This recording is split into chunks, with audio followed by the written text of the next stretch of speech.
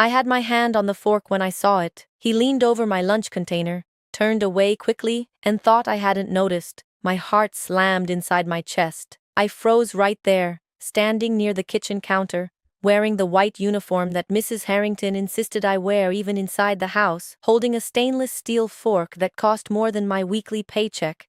I took a deep breath, waited for him to look down at his phone, and switched my container with Mrs. Harrington's plate, which was sitting on the other side of the counter, waiting to be served. 7 minutes later, she called for her husband in a voice I will never forget. It wasn't an angry voice. It was the voice of someone who doesn't understand what is happening to their own body, and that was the moment everything changed. But Mr. Douglas Harrington, owner of Harrington Boutique Hotels, a man whose name appeared in travel and lifestyle columns as a defining voice in American luxury hospitality, board member of the Atlanta Hospitality Association, had no idea what that switched plate was about to set in motion.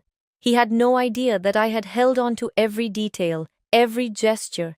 Every morning I woke up with a head too heavy to blame on tiredness. He had no idea that the camera he had installed in the kitchen himself to monitor staff had recorded everything, and Mrs. Harrington never imagined that the woman she humiliated in front of her friends would one day sit in the same courthouse hallway as her, right beside her, this time, not beneath her. My name is Sandra Williams.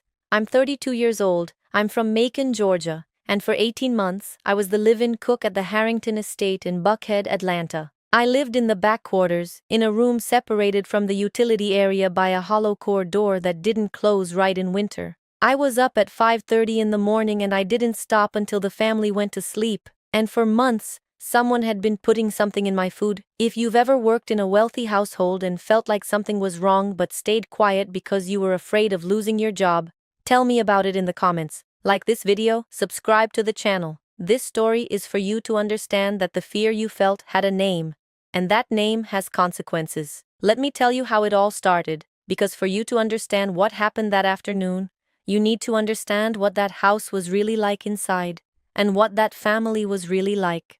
I came to Atlanta at 29 with a medium suitcase that held exactly what I needed: 4 changes of clothes, a recipe notebook my Aunt Darlene gave me when I left Macon, and the hope that the city would be different from what everybody said. Spoiler: it was exactly what everybody said, just with more traffic and better sweet tea. My Aunt Darlene raised me after my mom passed away when I was 11. She's a seamstress, lives in a 2-bedroom apartment in East Point, and she's the kind of woman who doesn't complain about anything but feels everything. She taught me to cook before she taught me anything else. She used to say that cooking is the only art that truly feeds you, the stomach and the soul. I grew up believing that. I had started the Culinary Arts Certificate program at a technical college in Macon in the fall of 2018. I paid tuition by taking cake orders and working catered events on weekends. I made it through the first year, and then my aunt had a health problem that required surgery, and the money I'd saved went entirely to the hospital. I put the program on pause, intending to come back.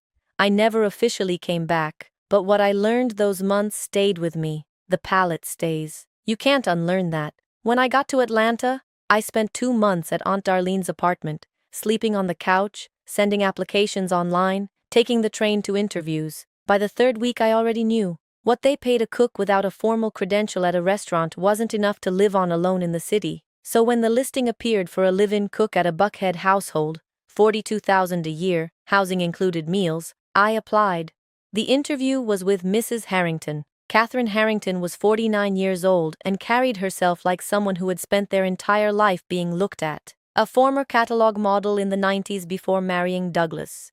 Hair always blown out, clothes always coordinated, nails always done. She met me in the formal sitting room of the estate, a room with more square footage than Aunt Darlene's entire apartment, seated in a dark green velvet armchair, holding a cup of tea, with a look that evaluated me from head to foot in under 2 seconds. "What exactly can you make?" she asked, without offering me a seat. I stood. I said I could do Southern cooking, Italian, basic French, baking, bread, preserves, stocks. She raised one eyebrow. "Basic French isn't going to cut it. We eat well here. If you can't make a decent risotto, there's really no point." I said I could make risotto. She sent me to the kitchen to prove it. I made a porcini mushroom risotto with shaved parmesan and lemon zest. She ate half, was quiet for a moment, and said, "It's fine, but next time use less butter. Too much fat is carelessness." I thought, this woman is not going to be easy, but I took the job because I needed it. What I didn't know yet was that thorough evaluation, that head-to-toe look, that "it's fine but" was going to be the tone of every single day for the next 18 months. The Buckhead estate had 4 bedrooms, 3.5 bathrooms, a heated pool, a professionally landscaped backyard, and a kitchen that was better equipped than any restaurant I had ever worked in. A 6-burner professional range, a climate-controlled wine cellar, black granite countertops, 2 separate ovens. It was beautiful in a way that almost hurt. My room was in the back, separated from the laundry room by a hollow core door that didn't seal properly in winter, no window, an air conditioner that worked when it felt like it, a twin bed with a mattress that was years past due, a single bulb overhead. I didn't complain because I needed the job, and because in that house, complaining meant looking for trouble. The household was Mr. Douglas, Mrs. Catherine, and their 2 dogs. 2 golden retrievers named Moe and Shandon, who slept on orthopedic beds in the master bedroom and ate imported kibble that arrived in quarterly shipments. No children. The dogs were the children, which in another context might be sweet, except that I had to launder their beds weekly using a specific product Mrs. Harrington imported from France. The first 3 months I did everything right. I was there before my start time. I went beyond what they asked. I researched new recipes on my phone on my days off. Mrs. Harrington never gave a direct compliment. That I learned early. The best I ever got was better than yesterday, or not too salty this time. But the people she entertained, the friends from the club, Mr. Harrington's business associates, they spoke. "Who made this?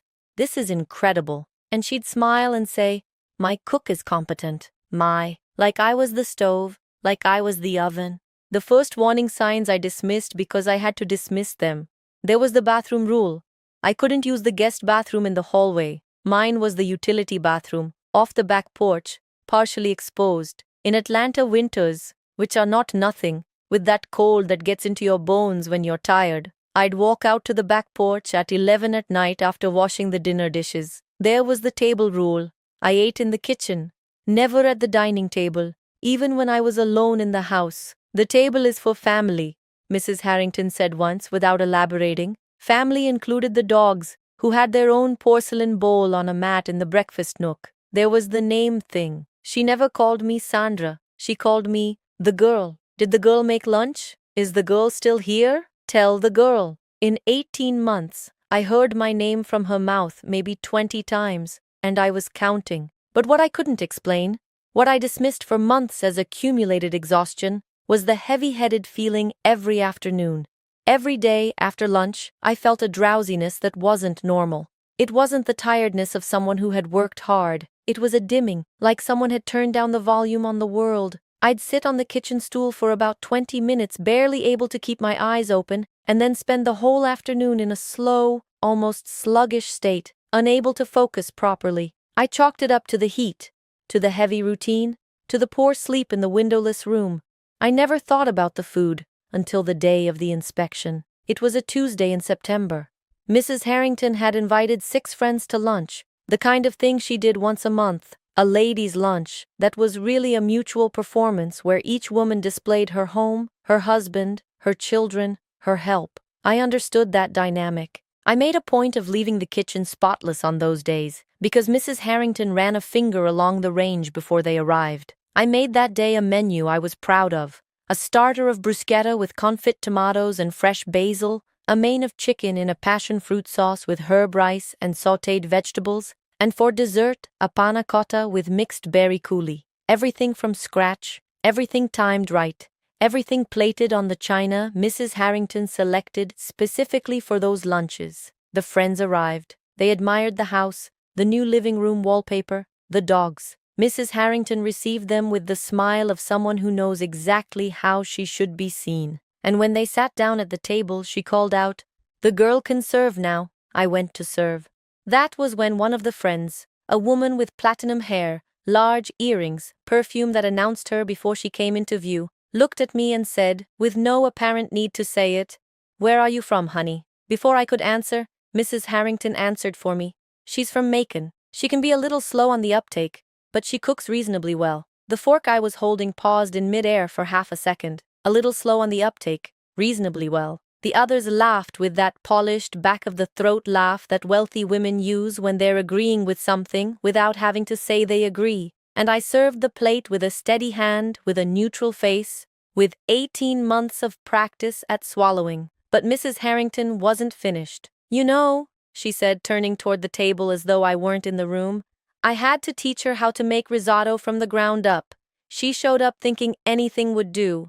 The food culture where she's from is just so limited." "Oh my goodness," said the platinum woman. "Honestly, Kathy, you have such patience," said another. "Someone has to," Mrs. Harrington replied, with a satisfied smile. I was standing less than 6 feet away, holding the serving dish. I existed. I was listening. I was present in that room, but I didn't exist to her. Not in that moment. I was the backdrop. I went back to the kitchen, set the dish down on the counter, and stared at the wall for about 30 seconds. I needed next month's paycheck. I needed the roof. And then I went back, served the rest of the lunch, washed the dishes, cleaned the range, and went to my windowless room with that weight in my chest that isn't anger. It's something deeper than anger. It's the feeling of having been erased out loud, in front of witnesses, with no ability to respond. That night I wrote in my recipe notebook, the one Aunt Darlene gave me, a line I didn't know yet I would keep for the rest of my life. "They treat me like I'm not watching, but I see everything." And I was watching. I watched Mr. Harrington come home after 8 every evening, take calls in the study with his voice low, occasionally come to the kitchen when I was there and go quieter than usual, observing. I watched him go through the pantry drawers when he thought I was in the utility room. I watched how he liked to stand near the counter when I was plating his lunch, closer than necessary to take the plate. But I was the cook. I didn't question. I served. And then came the day that changed everything. It was a regular Thursday. Mr. Harrington was working from home. He worked from the study on Thursdays. Mrs. Harrington had left for the gym and would be eating out. It was just the two of us. I was finishing plating the meals, a niçoise salad for me and a pan-seared filet with roasted potato for him, when I heard his footsteps on the stairs. I went to the utility bathroom for 30 seconds. When I came back, the placement of my container was slightly different, just slightly, but I'm a cook. I notice when something on a counter has shifted. I looked at the container. I looked at him. He was now sitting on the bar stool at the island, phone in hand, performing inattention. My heart slammed. I breathed. I thought about the months of heavy afternoons, about the head that didn't work right after lunch, about the tiredness that wasn't tiredness, and I did what my instincts told me to do. I waited for him to look at his phone, and I switched my container with Mrs. Harrington's plate on the other side of the counter, the one sitting apart, waiting for her in case she came back before dinner for a quick bite. I sat on the kitchen stool and ate Mr. Harrington's salad, which was untouched. 20 minutes later, Mrs. Harrington came home early from the gym. She had forgotten her wallet. She came through the kitchen, saw her plate, and without asking, the way she sometimes did when she was in a hurry, ate half the contents standing up, distracted by her phone. 7 minutes later she called for her husband in a voice I will never forget. Douglas, come here." It wasn't urgency, it was disorientation. Like the words were coming out slower than the thought behind them. I stood in the hallway and watched him come running down the stairs, watched her sitting in the armchair with the expression of someone who doesn't understand what is happening to the weight of their own limbs. I heard him ask what was wrong, heard her say she didn't know, that she was dizzy, that she couldn't focus right, and I saw the look on his face when he turned and saw me. It wasn't concern for her. It was panic, the panic of someone who understood exactly what had happened. I called 911. I rode with her to Piedmont Atlanta Hospital because it was the hospital the family used. In the emergency room, the doctors ran standard tests, and when Dr. Marcus Webb, the toxicologist on call, came to speak with Mr. Harrington, I was in the hallway, less than 10 feet away, in my white uniform, invisible as always. And I heard Dr. Webb say, in a voice low, but not quite low enough, "The tox screen shows the presence of zolpidem. Do you know how she may have ingested it?" Mr. Harrington was silent for a second that lasted too long, and I knew. I had felt it for months, and I knew that Mr. Harrington had been putting it in my food. And now there was proof, in the blood of the woman who humiliated me, who had eaten what was meant for me. In that white hallway, smelling of antiseptic and sounding of monitors, something inside me settled into place. It wasn't rage, it was clarity. Clarity that I was in a place where I was being drugged to keep me compliant. And that had a name. And that name has consequences. I took an Uber back to Buckhead, went to my room, and instead of sleeping, I called Aunt Darlene in East Point. She picked up on the second ring. "Sandra, baby, what's wrong?" "Aunt Darlene," I said, "I need to tell you something. And I need you to help me think." "Go ahead." "I think my employer has been putting something in my food." Her silence lasted 2 seconds. "Are you sure?" "I switched my plate with Mrs. Harrington's today, and she ended up in the hospital." More silence. Then Aunt Darlene's voice, firmer than I expected. "Sandra, you need a lawyer, not in the morning, right now." "I don't have money for a lawyer, Aunt Darlene." "That's what legal aid is for, Sandra. You're going first thing tomorrow, you hear me?" She didn't say I was overreacting, didn't say I needed to be certain before I spoke, didn't say this kind of thing doesn't happen. Aunt Darlene worked 40 years in private homes. She knew this kind of thing happens. That night I didn't sleep. I lay in the dark with the hollow corridor above me, thinking about every heavy afternoon. Every morning I woke up feeling like my head was underwater. Was I angry? I was, but underneath the anger was something that had never been there before, the desire to act. I had spent 18 months being invisible, being the girl, being slow and from Macon, reasonably competent, not welcome at the table, my full name never in the mouth of the person who paid me. I had absorbed every one of those things because I needed the paycheck, the roof, the address. But that night I thought, needing something is fine. Needing something doesn't mean accepting being drugged. The next day, Mrs. Harrington came home, discharged. The doctor had attributed the episode to an adverse reaction to a supplement she had taken, according to what Mr. Harrington reported. She stayed in the bedroom all day. Mr. Harrington went to the office early and didn't look at me when he walked through the kitchen. I made his breakfast in silence, and before he left, I did something I had never done in 18 months of work. I walked over to the security camera in the kitchen, the one Mr. Harrington had installed for staff safety, and looked directly into it. Just looked. He had installed that camera. He had forgotten it was recording. I had not forgotten. I went to the Atlanta Legal Aid Society office that same day. I waited 2 hours. The attorney who saw me was a woman named Ms. Patricia Adeyemi, about 40, hair natural and close cut, a navy blazer, who listened to me without interrupting, took detailed notes, and when I finished, was quiet for 3 seconds. "Do you have any documentation from what happened at the hospital yesterday?" she asked. "I have the name of the doctor who treated her, and I know a tox report exists. Do you have a formal employment contract? Any pay stubs? W-2s? "No. Never. 42,000 a year, direct deposit, no W-2, no contract." She wrote that down. "Bank statements showing the deposits?" "I have everything." She looked up at me. "Sandra, we have 2 distinct matters here. One is employment. You've been working as a domestic employee for 18 months with no formal employment documentation, which gives you rights under Georgia labor law, including back wages, overtime, and potentially FLSA violations.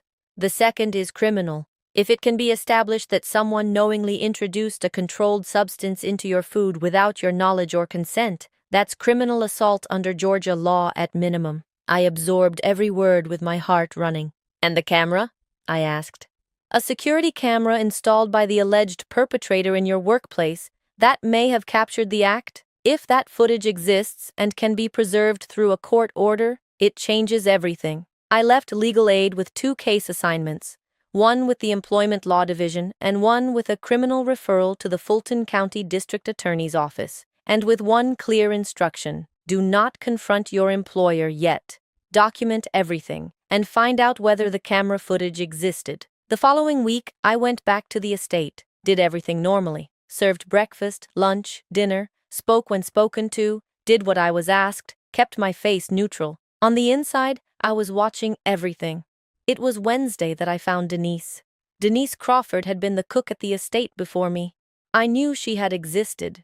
Mrs. Harrington mentioned her occasionally with a tone that implied she had also been somehow inadequate. I found Denise through a neighbor's housekeeper in the next property over, who heard I was working for the Harringtons and said, "Hold on," and made a call. We met at a Waffle House on Peachtree Road. Denise was 41, with a tired voice, and looked at me with that mixture of recognition and relief that comes from someone who has finally found a place to say the thing they've been carrying. "Did you also feel foggy after lunch every day?"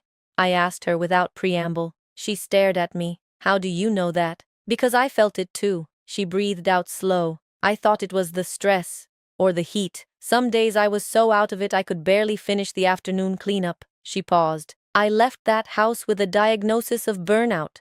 My doctor said it was exhaustion." "You never suspected anything?" "Suspected what?" "He was the employer." It seemed impossible. We sat in silence for a moment. "Denise," I said carefully, "did you have a formal work contract? Pay stubs? Anything documented?" "Not a thing," she answered, with the dry voice of someone who stopped being surprised a long time ago. 2 years, direct deposit, no paperwork. They let me go saying the kitchen needed a different approach. I didn't receive any severance. "Do you still have your bank statements?" She looked at me differently. "Why?" I told her everything.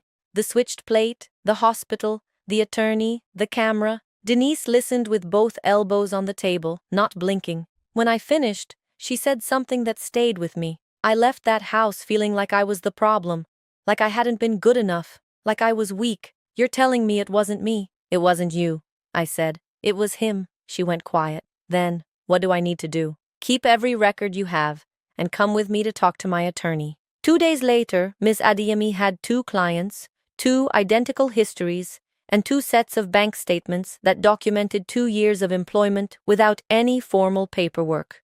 The structure was being built, brick by brick. What came next I hadn't expected, and it changed everything in a way I hadn't foreseen. Ms. Adeyemi had contacted Piedmont Atlanta Hospital through legal channels to request Mrs. Harrington's toxicology report as part of the criminal referral. And when Dr. Marcus Webb, the toxicologist who had treated her, learned that a formal process was underway, he contacted the legal aid office voluntarily.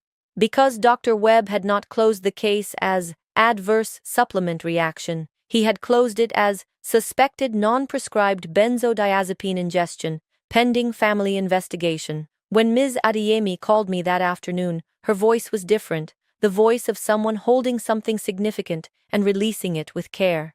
"Sandra, the doctor who treated Mrs. Harrington didn't close the case. He suspected deliberate poisoning and filed a report that was sitting in suspension, waiting for the family to file a police report or for a third-party complaint. The complaint exists now." I closed my eyes. "The report confirms zolpidem in Mrs. Harrington's system. The question the district attorney's office is going to ask is where it came from. And the answer the prosecutor is going to build is that it came from the only person with access to the kitchen during that specific window, with a documented pattern of suspicious behavior around food. Mr. Harrington. Mr. Harrington. Pause. "Sandra, Mrs. Harrington was also a victim of this. It's likely the DA will contact her, and it's likely that when she understands what her husband was doing, she will cooperate." I sat with that. The woman who called me the girl, who told her friends I was slow, who chose the china for ladies' lunches and never once used my full name. She had also been drugged by the same man, without knowing.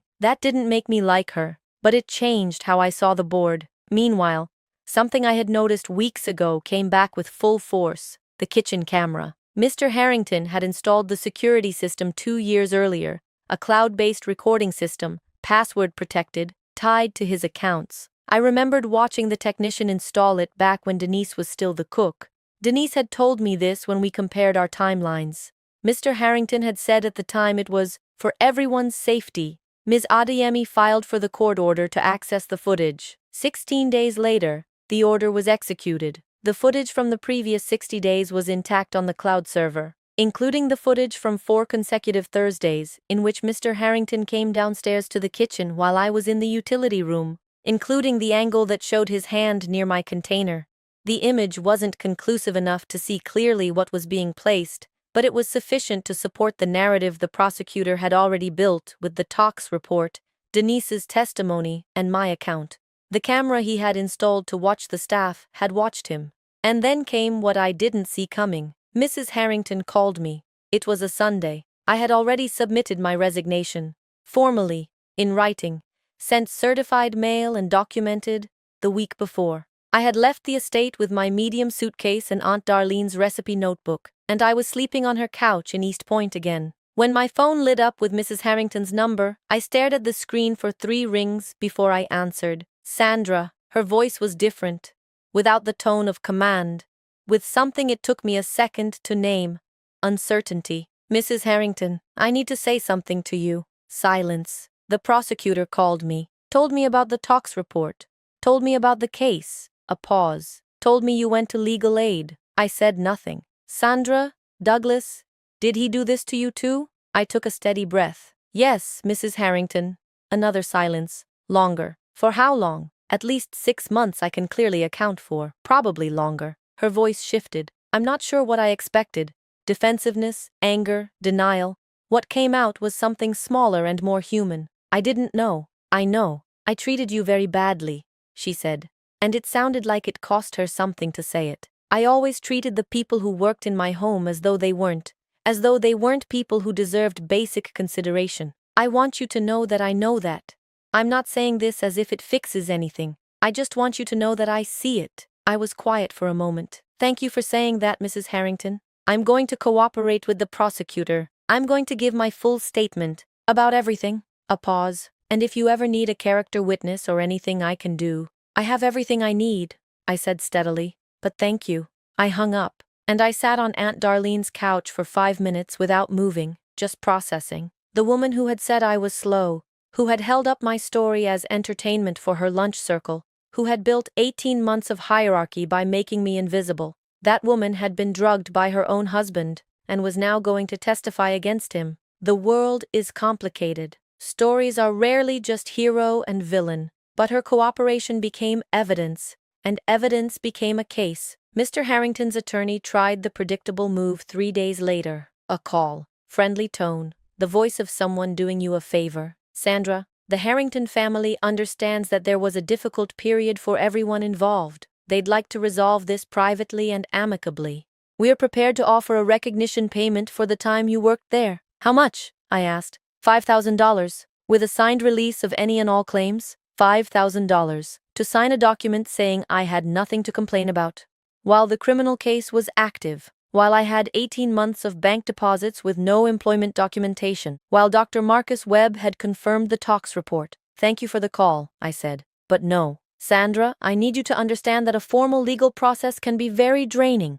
I understand, thank you. I hung up, and immediately called Ms. Adeyemi to report the contact, exactly as she had instructed. She was quiet 2 seconds. 5,000? 5,000. They have no idea what they're dealing with. The civil complaint was filed formally in Fulton County Superior Court 4 weeks later, with Sandra Williams and Denise Crawford as plaintiffs, Douglas Harrington as defendant. The criminal indictment, felony criminal assault for knowingly administering a controlled substance, was filed by the Fulton County District Attorney's Office. The civil hearing took place on a November morning, in a courtroom with fluorescent lighting and wooden chairs that had seen better years. I was in a dark navy blouse with my hair back, beside Ms. Adeyemi. Denise sat on my other side. Mr. Harrington's attorney was expensive and visibly uncomfortable. Mr. Douglas Harrington walked into that room with the posture of someone who hadn't yet fully processed that this was real. He looked at me once. I looked back.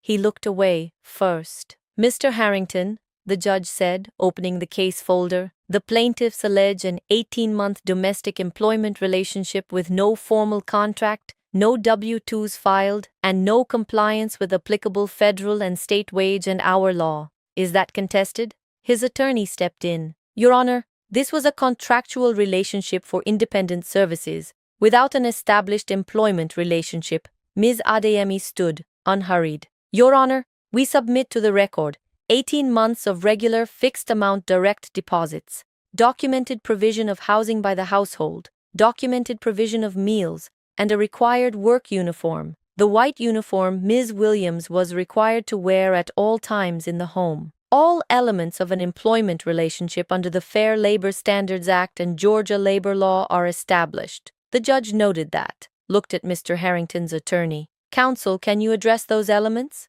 The attorney paused. Too long. We'll await the court's findings, Your Honor. It was then that Mr. Harrington, silent until that moment, leaned in and said something to his attorney. The attorney gave a slight shake of his head, and Mr. Harrington looked at me with an expression I had never seen on him before.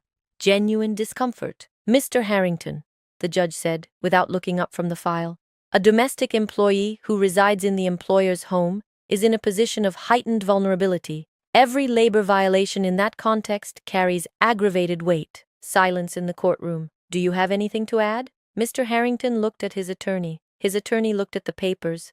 And Mr. Harrington, for the first time since I had walked into that room, had no ready answer that money had prepared for him. "No, Your Honor." The judgment came 43 days later, by email, at 6:18 in the evening on a Tuesday. I was in Aunt Darlene's kitchen making risotto. I opened it on my phone with the hand that was still holding the wooden spoon. Judgment for the plaintiffs. Employment relationship established. 18 months of unpaid FICA contributions. Unpaid overtime at the applicable rate.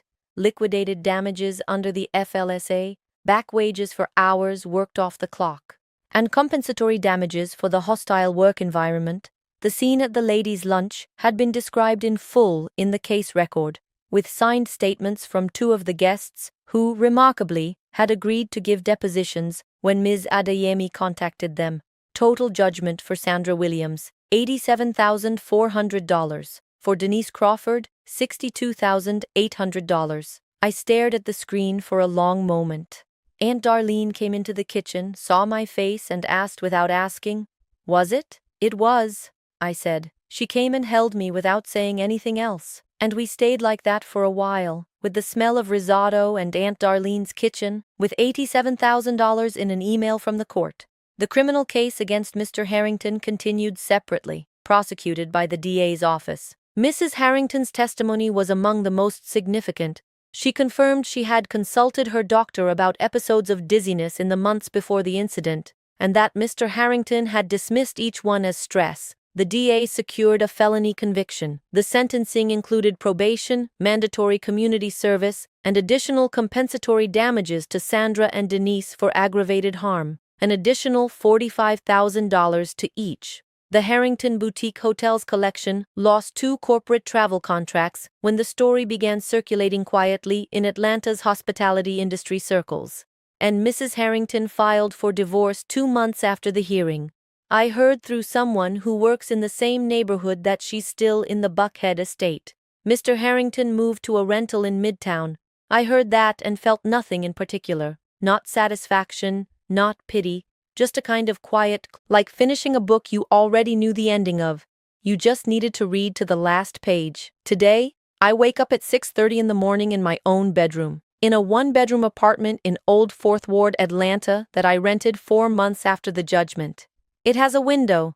That sounds simple. For me, it isn't. I make my own coffee, on my own 2-burner stove, looking out the window at a piece of sky that's only mine. Then, I prep the meal containers. Sandra's table started as an idea I had while sitting on Aunt Darlene's couch thinking about what to do with the settlement. I knew how to do one thing very well, and there was an entire market of downtown Atlanta offices willing to pay for quality meals delivered with care. I started with 12 containers a day, just me, delivering through a platform. In 3 months it was 36. In 6 months, 108, and I couldn't do it alone anymore. Today, 15 months after launching, Sandra's table has 4 employees on payroll. That's an obligation, not a favor. A waitlist of 12 corporate clients, and a commercial kitchen space I rent in a food business incubator in Inman Park. Aunt Darlene became a partner. She handles orders and logistics while I run production and recipes. She says it's the happiest job she's had in her life. Last week I went to the Sweet Auburn Curb Market to pick up spices. A woman in an apron stopped me in the aisle and said, "Aren't you Sandra from Sandra's Table?" I said yes. She said her daughter was a client and loved it, and asked me how I had started. I thought for a second about what to say. I said, I started with what I knew how to do, and the certainty that I deserved to be treated with dignity. She looked at me in a way I recognized. It was the look of someone who understood that sentence had history underneath it.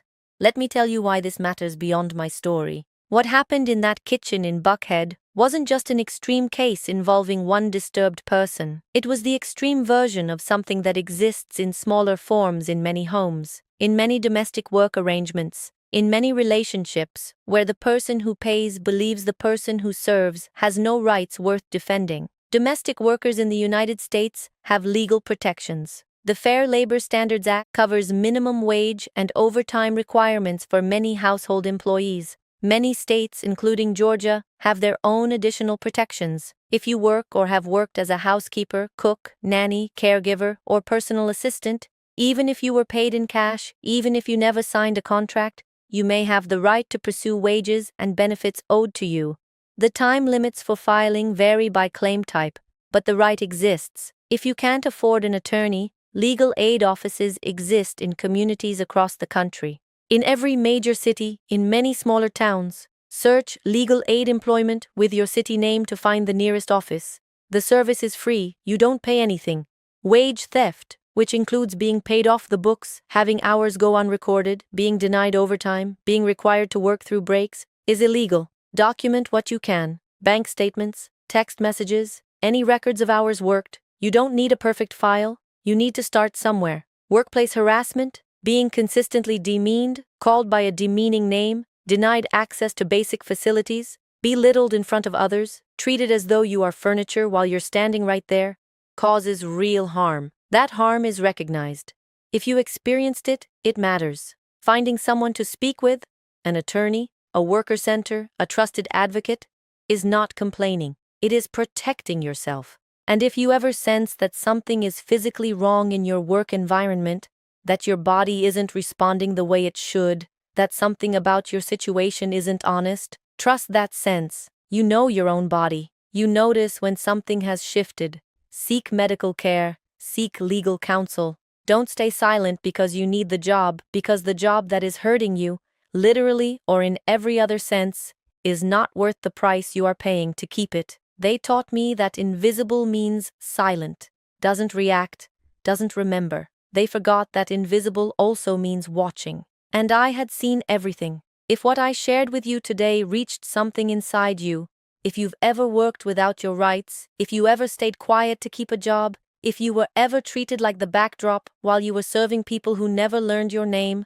tell me in the comments. Share this video with someone who works off the books and doesn't know they have options. Like this video if you stayed until the end. Subscribe if you want to keep hearing stories like this one. And tell me in the comments, have you ever worked somewhere where you felt something was wrong but stayed quiet because you needed the work? You don't have to give details. Just tell me. Have you been there? Thank you for staying until the end. For listening, for staying. Stories like mine exist to remind us that no one, with however much money, with however many security cameras they know how to install, has the right to erase a person. And the person they thought they had erased was sometimes just waiting for the right moment to come back into the light. Take care of yourself. Until next time.